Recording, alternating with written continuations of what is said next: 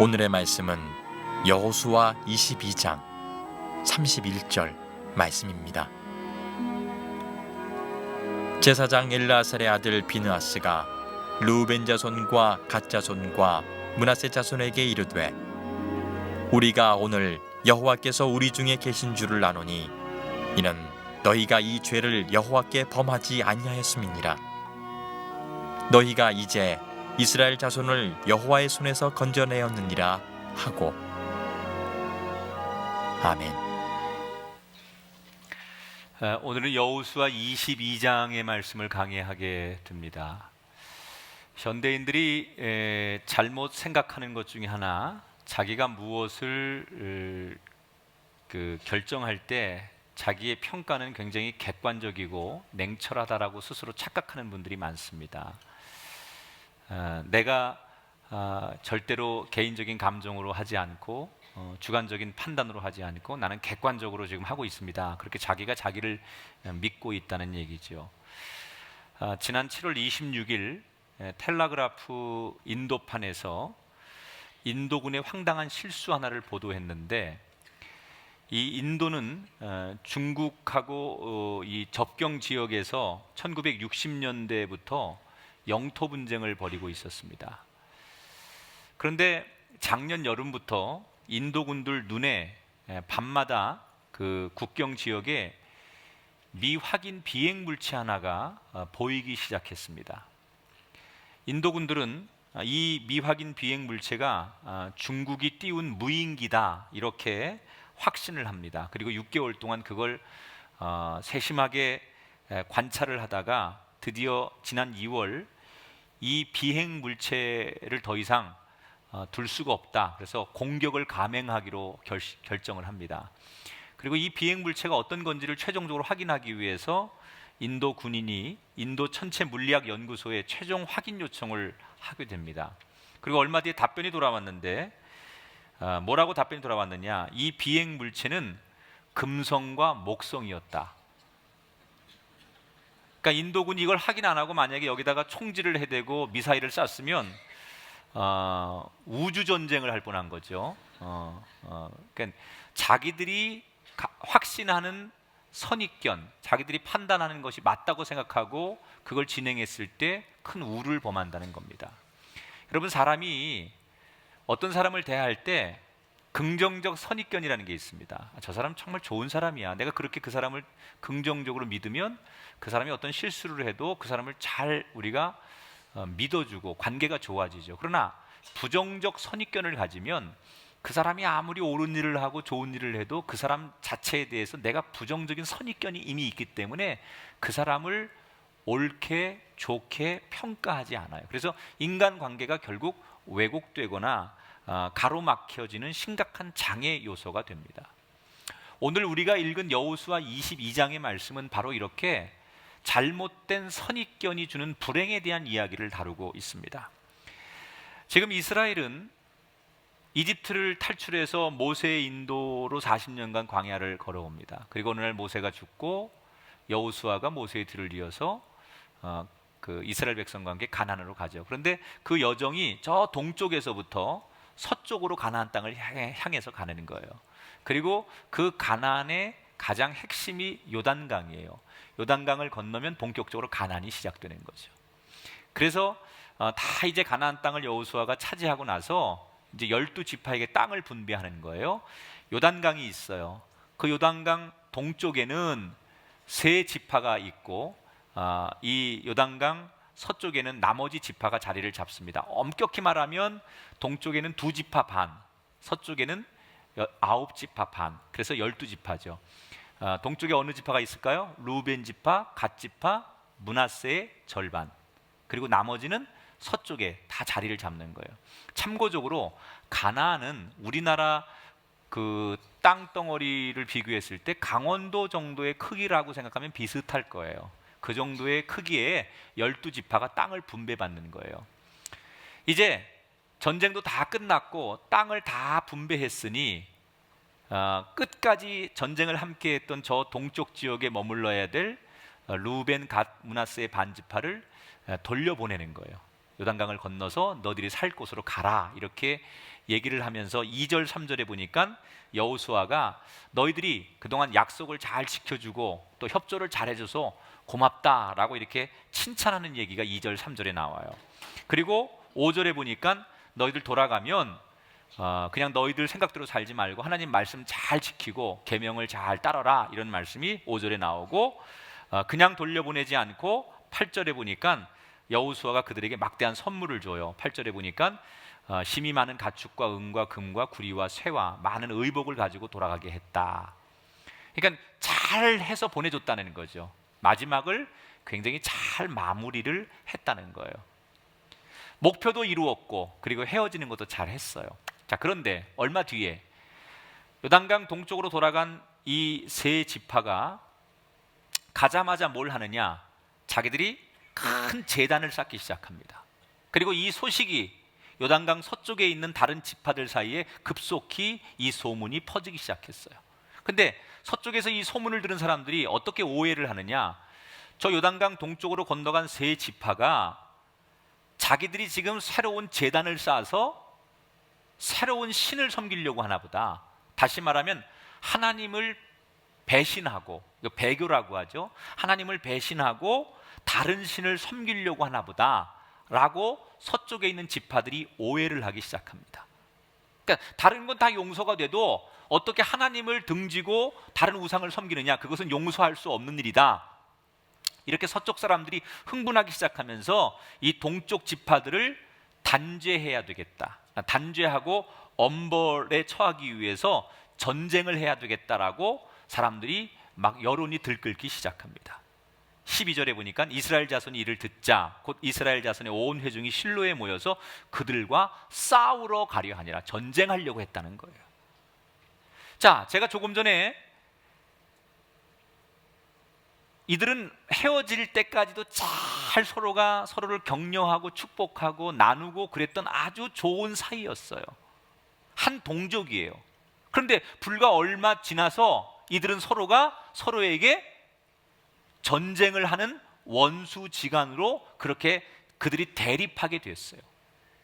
왜 짧은 순간에 이런 일이 났을까요? 표면적으로는 동쪽 사람들이 제단을, 성소는 하나만 있어야 되는데 지들도 제단을 쌓으니까 그거에 대한 문제 때문에 표면적인 이 갈등 국면이 일어났다고 보지만 사실 그게 문제가 아니죠. 더 큰 문제는 이 서쪽에 있는 지파들이 저 동쪽으로 건너간 지파들을 본질적으로 믿지 못한 사건이에요. 그러니까 마음속에 저 동쪽 사람들에 대한 강한 불신감이 평상시에 있었기 때문에 벌어진 결과라는 거예요. 이걸 어떻게 설명할 수 있느냐? 자, 거꾸로요.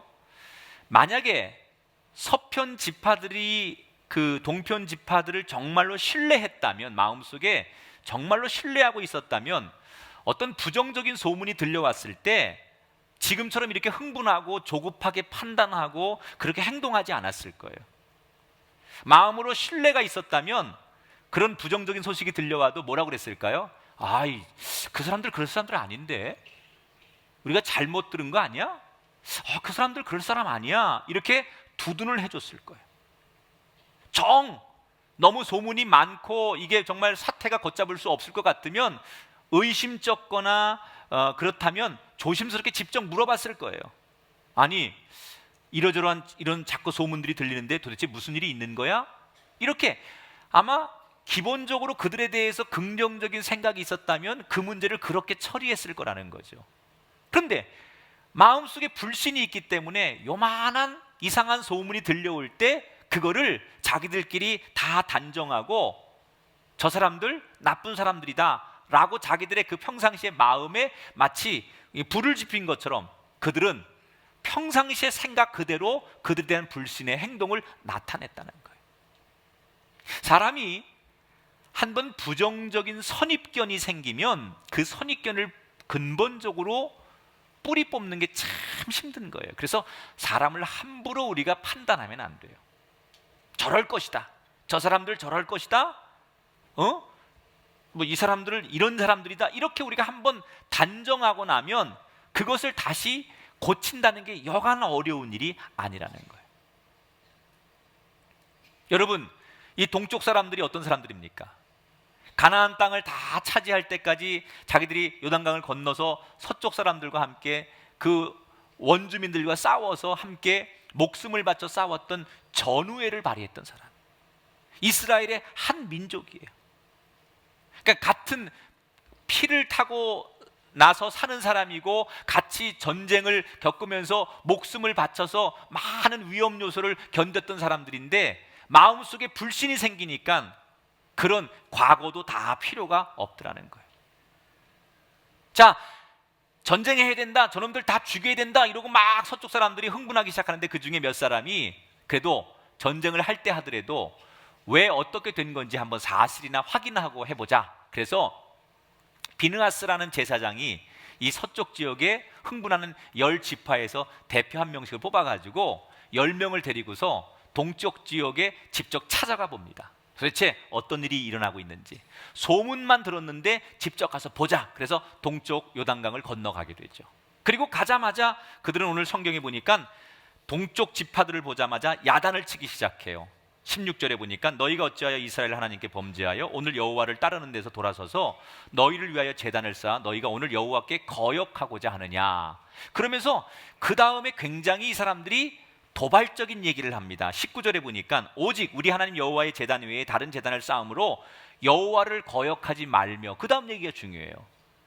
너희가 여호와를 거역하면 안 된다, 여기까지 좋았는데 그 다음 얘기가 뭐예요? 우리에게도 거역하지 말라.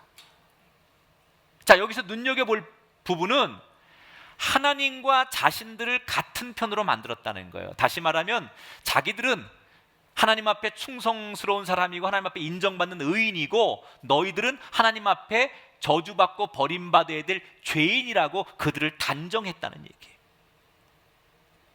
이 동편 지파 사람들에게 어떠한 해명할 기회도 주지 않아요. 지금 왜 이런 일이 벌어졌는지, 너희들 하고 싶은 얘기가 뭔지 한마디의 해명할 기회도 주지 않고 소명의 기회도 주지 않은 채 일방적으로 너희들 죄인이야, 그리고 서쪽 사람들은 동쪽 사람들을 정죄하고 있어요. 여러분, 우리 주변에서 일어나는 크고 작은 갈등들의 대부분의 요소는 뭘까요? 무례하기 때문에 그래요. 무례하기 때문에.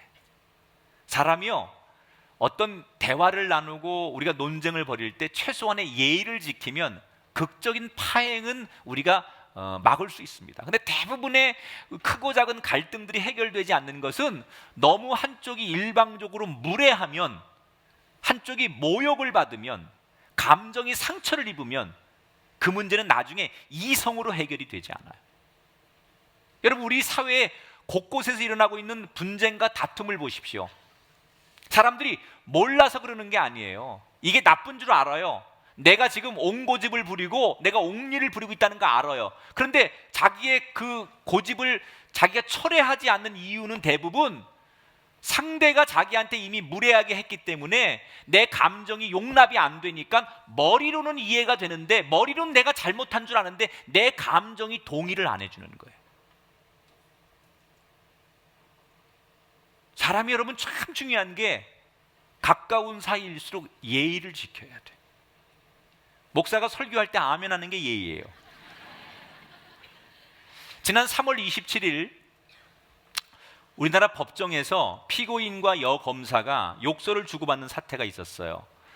당시 폭력 등의 혐의로 재판을 받고 있던 피고인이 증인에게 재판 과정에서 계속 20차례 정도 욕설을 퍼붓더니 자기를 신문하는 검사에게 3번의 욕설을 퍼붓습니다. 특히 마지막에는 이 여검사에게 이씨 그러면서 XS, 하여튼 기사에 그렇게 나왔어요. 하여튼 센 발음을 앞에 딱 던지고 이렇게 하여튼간 욕을 합니다. 그러니까 이 욕을 들은 검사가 분을 참지 못하고 그 피고인에게 개 XX 이렇게 욕설을 대받아쳤어요. 그런데 이 여검사가 결국은 모욕죄로 고소를 당하고 말았어요. 감찰위원회 지금 징계가 건의된 상태인데, 저는 일반적인 상식에서는 이 여검사가 여러분 우리라고 하면 가만히 있을 사람이 어디 있습니까? 누가 자신에게 먼저 심한 욕설을 퍼붓는데 그걸 덤덤히 참아낼 사람이 몇 사람이나 있겠습니까?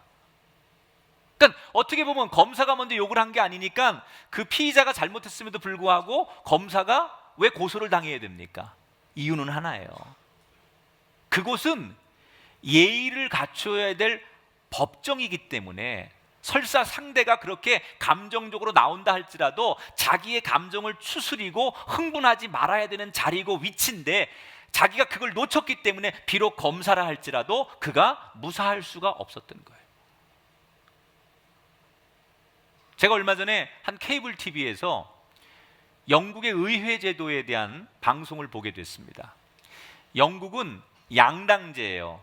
서로 다른 두 정당이 국회를 주도하는 게 확립되어 있는 게 양당제인데 국회에서 이 사람들이 어떻게 논의를 하는가 봤더니 이 사람들은 우선 앉는 구조가 달라요. 우리나라하고. 우리나라는 이렇게 앉잖아요. 근데 이 사람들은 서로 마주보고 앉아요.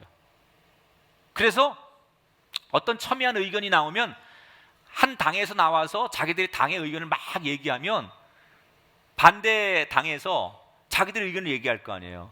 근데 재밌는 것은 아무리 첨예하고 그 얘기가 마음에 안 들어도 끝까지 다 들어줘요.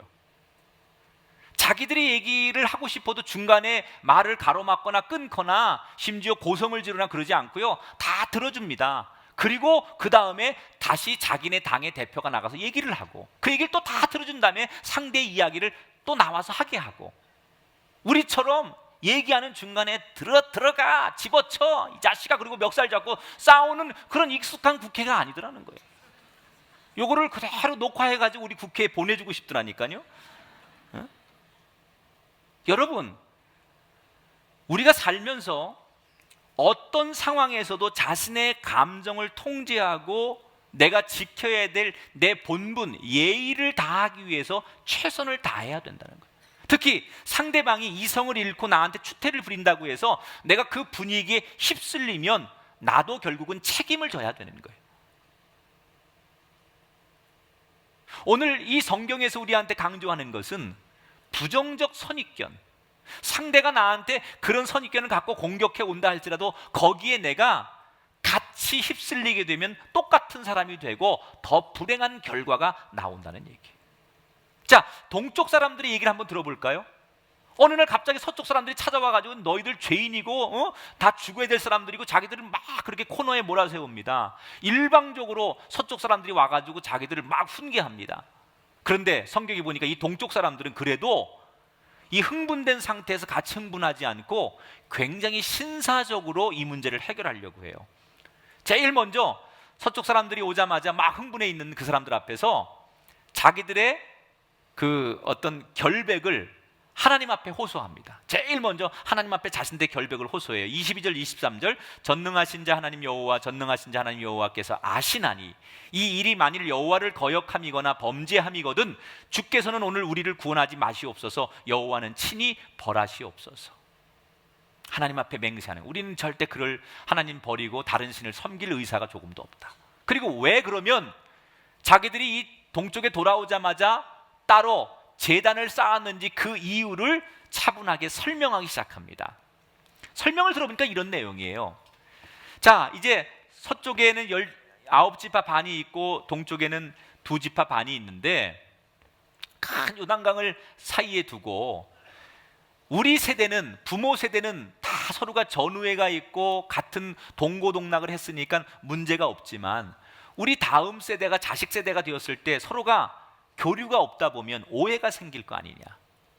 그런데 지금 실로라고 하는 성소는 서쪽에 있고 자기들은 성소가 없는데, 제단이 없는데 어느 날 이 서쪽 사람들이 저 동쪽 사람들하고 더 이상 상대 안 할 거야, 너희들 여기 넘어오지 마라고 일방적으로 절교를 선언하면 자기 자손들은 하나님 앞에 나아가는 길이 막히지 않겠느냐. 성소가 없고 성소 가는 길을 서쪽 사람들이 제한하면 자기 후손들은 하나님 앞에 나아가는 길이 없을 거고, 그러면 자기 자손들은 하나님 앞에 복을 받을 수 없을 것이고 버림받는 백성이 될지도 모른다. 그러니 내 자손들에게 만약을 대비해서 우리가 절대로 부모가 세상을 떠나도 너희들이 하나님을 떠나면 안 된다라고 하는 증거를 우리 자손들에게 확실하게 보여주고 심어줄 필요가 있다고 생각해서 좋은 의도로 후손들을 위해서 기념비를 하나 세운 것이다. 여기서 제사를 지금 드리려고 하는 게 아니라 그런 내 자손들이 아하, 이런 제단을 보면서 우리 부모님들이 하나님을 섬기고 하나님의 사람이었지, 우리가 하나님을 떠나면 안 되지, 이런 것들을 확실하게 교육시켜주기 위한 하나의 시청각 자료처럼 이거를 만든 것이다 라고 해명을 하기 시작합니다. 자, 그런데 사실은 이 동편 사람들의 해명 속에 우리는 재미난 한 가지 심리적인 사실을 발견하게 됩니다. 서편 사람들이 동편 사람들을 처음부터 믿지 못하는 불신감을 가지고 대했던 것처럼 동편 사람들도 지금 서편 사람들을 믿지 못하는 불신이 깔려 있다는 거예요. 언젠가 저 사람들이 먼저 스스로 우리를 절교하고 우리와 같이 한 편이 아니라고 말하면 어떻게 하지라고 하는 걱정, 불신이 동쪽 사람들에게도 있었다는 거예요. 그러니까 서쪽 사람들은 저 동쪽 사람들을 가리켜서 하나님을 떠나고 배신할 사람, 신앙적인 불신이 있었고, 동쪽 사람들은 서쪽 사람들에 대한 인격적인 불신이 있었다는 거예요. 그러니까 서로가 서로를 믿지 못하는 불신이 있었기 때문에 이들은 화목하거나 아름다울 수 없었다는 거예요. 여러분, 우리가 세상 살면서 믿지 못하면 아무 일도 할 수가 없습니다. 현재 우리 대한민국이 북한 사이의 근본적인 문제는 불신감이에요. 지금 공식적으로 우리나라는 북한에다가 현물, 현금, 어떠한 투자 이런 거를 다 지금 하고 있지 않습니다. 왜 그러느냐? 북한을 믿지 못하겠다는 거예요. 그동안 인도적 차원에서나 정부 차원에서 많은 것들을 지원했지만 북한은 그거를 정말로 어려운 백성들에게, 국민들에게 나눠주거나 정말 우리의 의도대로 쓰지 않고 최상류층의 몇 사람들이 배부르게 나눠 갖거나 아니면 군사적으로 악용을 했기 때문에 더 이상은 우리가 북한을 믿지 못하겠다, 불신감이 있는 거예요. 북한은 왜 우리의 제안을 안 받아들이냐, 개성공단이고 뭐 이런 것들을 왜 안 받아들이느냐, 북한 사람들의 정권은 우리가 미국과 다른 서방 사람들하고 손을 잡고 자기들의 정권을 무너뜨릴 거라고 생각해요. 그래서 굉장히 불안한 거예요. 그래서 우리의 순수한 의도 자체를 그들은 믿지 않고 우리의 그 의도 속에 자꾸 민간인들이 교류하고 우리가 들락날락 하다 보면 결국 자기들의 정권이 붕괴되고 그것이 한국이 노리는 것이다 라고 그들은 우리를 불신하는 거예요. 그러니까 서로가, 남과 북이 서로를 믿지 못하고 불신하기 때문에 서로 믿지 못하는 가운데서 아무리 남북회담을 여러분들 아무 소용이 없다는 거예요. 실제로 최근에 꽁꽁 얼어붙은 남북의 이 전국 현안 문제를 풀어보려고 당국자들이 직접 만나서 대화하고 노력했지만 결과는 어떻게 되었어요? 오히려 이전보다 더 큰 실망과 불신만 안겨주었습니다. 그래서 우리나라의 지금 대북 정책의 키워드가 뭐예요? 신뢰 프로세스예요. 우리한테 재발 방지를 보여주고 믿을 만한 뭔가를 약속하지 않는 한 우리는 더 이상 여기서 진전할 수 없다. 그게 한국의 기조예요. 여러분, 머리로는 다 알아요. 이성적으로는 이렇게 가면 안 되는 거 다 알아요. 그런데 뭐가 문제예요? 우리의 감성이 문제예요. 여러분, 세상 살면서 우리가 이성적으로는 다 알아요. 사춘기 아이들이 부모한테 막 대들고 말대꾸하고 그러는데 아이들이 내가 이러면 안 되지, 그거 모를 것 같아, 다 합니다. 애들이 다 알아요. 내가 이러면 안 되는데. 그런데도 감정적으로 그게 안 되는 거예요. 부부싸움 할 때요, 남편들이 괜히 똥꼬집 뿌리는, 죄송해요, 똥꼬집이라고 해서 그런 남편들이 있잖아요.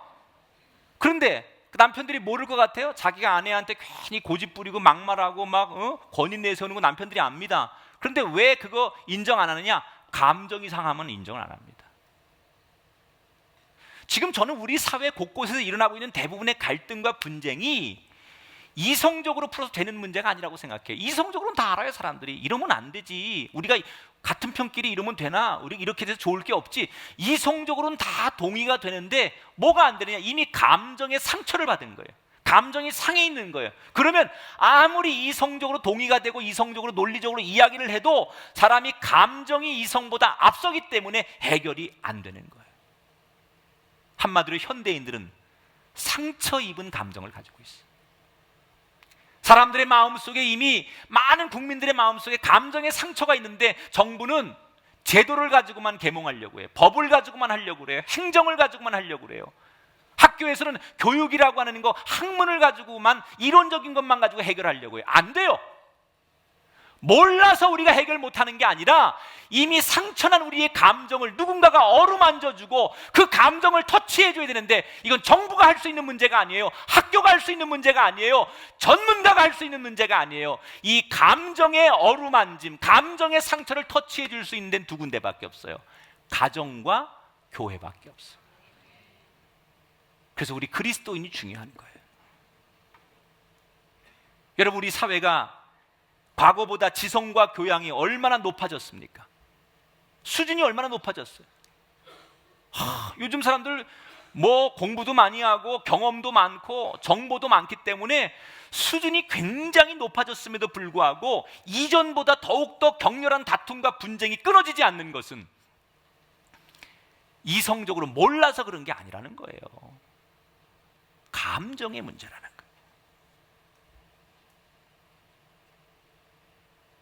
자, 일방적으로 오해해서 갔는데 보니까 자기들이 오해한 거예요. 잘못한 거예요. 그래서 이 서쪽에서 찾아간 비아누스를 비롯한 그 사절단이 뒤늦게 이 동편 사람들에게 미안하니까 그들의 상처난 감정을 어루만지기 시작해요. 이제 문제를 해결하는 거예요. 31절에 보니까 우리가 오늘 여호와께서 우리 중에 계신 줄을 아노니 너희가 이제 이스라엘 자손을 여호와의 손에서 건져냈느니라. 한마디로 모든 공로를 동편 사람들에게 주는 거예요. 우리가 이렇게 가나안 땅을 차지하고 여기까지 온 거 다 너희들이 잘 협조하고 너희들이 맨 앞장을 서고 너희들이 열심히 했기 때문에 이런 결과가 온 것이다. 너희들에게 우린 고맙게 생각한다. 그러면서 그들의 상처난 감정, 자존심 상한 감정을 드디어 서쪽 사람들이 어루만져 주기 시작했어. 그랬더니 이 동편에 있는 사람들이 더 이상 무례한 이 서편 사람들에게 공식적으로 아무런 항의를 하지 않아서 문제가 잘 봉합이 됐다는 거예요. 여러분, 뭘 느끼세요? 여러분이 이 말씀을 통해서 뭘 느끼십니까? 여러분이 지금 만나고 있는 갈등의 문제, 여러분이 지금 처한 위기의 문제 앞에서 내가 더 공부 많이 하고 내가 법으로 이 문제를 해결해야지 이렇게 생각이 드십니까? 법 이전에, 논리 이전에, 제도의 문제 이전에, 이성의 문제 이전에 여러분이 정말 그 문제를 해결하고 싶다면 상대의 감정을 이해해 주려고 하고 그 감정의 밑바탕에 있는 상처를 내가 어떻게 어루만져 줄 거냐를 고민해야 된다는 거예요. 물론 그런 의지가 없는 사람은 네 감정 따위는 내 신경 안 써. 그러면 계속해서 갈등이 일어나는 거예요. 일촉즉발의 위기 앞에서 한마디면 같은 민족끼리 전쟁할 뻔했던 이 요단강의 동편과 서편의 이 족속들이 그 전쟁을 피할 수 있었던 마지막 탈출구가 뭐였습니까? 감정을 어루만져 줬을 때 더 이상 그 문제가 문제되지 않았다는 거예요. 서편 사람들이 그렇게 그들을 위로해주고 그리고 다시 서편으로 돌아갑니다. 자, 아직도 서편에 있는 사람들은 대표 사절단이 와서 무슨 얘기를 하기를 기다리고 있겠죠. 근데 이들이 와가지고 뭐라고 얘기해요? 야야야, 우리가 오해한 거야. 우리가 잘못 생각한 거야. 누가 거짓 정보를 준 거야. 저 사람들 아무 죄 없어. 저 사람들 너무너무 순진하고 좋은 사람들이야 라고 서편 사람들, 나머지 사람들에게 가서 이 대표들이 너무너무 좋은 얘기를 해주는 거예요.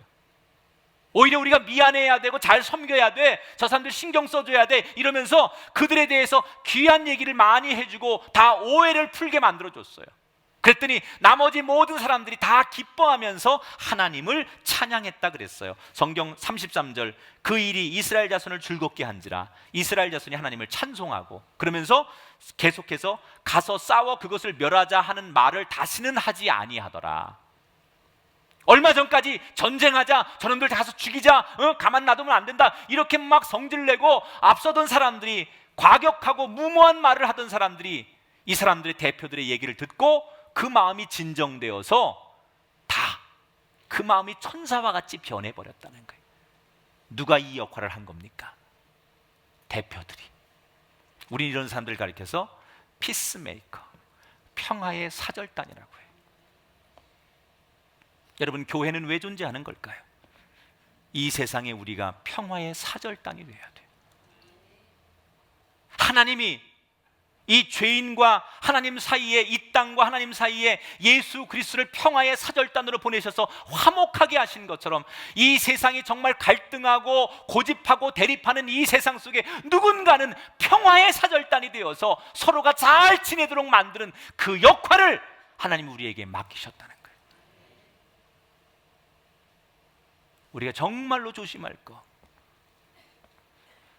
누가 막 남의 욕을 하면 거기 껴가지고 같이 박수치고 맞장구 치면 안 된다는 거예요. 우린 뭐 해야 되느냐? 누가 막 그 사람을 나쁘다고 얘기할 때 우린 거기에 서서 최대한, 그렇지만 그 사람에게도 사정이 있을지 몰라. 아니면 그 사람 내가 알기로 좋은 사람인데, 야, 내가 경험한 것 가운데 그 사람이 이렇게 좋은 점도 있던데 우리가 너무 한쪽만 보는 거 아니야? 이래서 그 누군가가 피해를 당하고 막 갈등 국면으로 갈 때 그것을 이간질하는 사람이 아니라, 허물을 잔뜩 부풀려서 맞장구 치는 사람이 아니라 그의 단점과 허물을 덮어주고 그의 장점과 미덕을 과장해서라도 선전해주는 사람, 이게 피스메이커예요. 이 일을 해야 돼요. 지금 세상은 이런 게 없어요. 소위 굿 뉴스가 없어요. 온통 뭔가를 뒤집어내가지고 탁탁 털어가지고 사람들을 다 단정하고 단죄하고 누구도 다 나쁜 사람 만들지, 이 사람은 정말 좋은 사람이야 라고 디펜스 해주고 그 사람이 훌륭하게 세워질 수 있도록 도와주는 그런 사람이 없기 때문에 우리가 사는 세상이 경제적으로 풍요로워지고 고학력 시대가 되고 첨단의 문명 속에 살지만 우리의 인생이 각박해지고 불행해진 이유가 바로 여기 있다는 거예요. 누가 평화의 사절단이 될 것이냐? 오늘 이 말씀을 듣는 저와 여러분이 이 말씀 앞에 귀한 깨달음을 얻게 되기를 주의 이름으로 축원합니다. 우리가 할 일 두 가지예요. 이성적으로만 판단하지 말고 상처난 상대의 감정을 어떻게 치유해주고 그 부정적인 선입견들을 녹아내리게 할 것인가. 그리고 나는 그 누군가에게 어떤 평화의 도구가 될 것인가. 성 프란체스코가 남긴 유명한 시구가 있죠. 우리가 과거에 성가대에서 많이 불렀던 찬양 가사이기도 하죠. 주여 나를 평화의 도구로 써주소서. 미움이 있는 곳에 사랑을, 상처가 있는 곳에 용서를, 분열이 있는 곳에 일치를, 의혹이 있는 곳에 믿음을 심게 하소서. 절망이 있는 곳에 희망을, 어둠이 있는 곳에 광명을, 슬픔이 있는 곳에 기쁨을 심게 하소서. 위로받기보다는 위로하고 이해받기보다는 이해하며 사랑받기보다는 사랑하며 주님을 온전히 믿음으로 영생을 얻기 때문이니 주여 나를 평화의 도구로 써주소서. 이 기도가 여러분 속에 오랫동안 자리 잡게 되길 주의 이름으로 축원합니다. 한번 따라합시다. 주여 나를 평화의 도구로 써주소서. 아멘.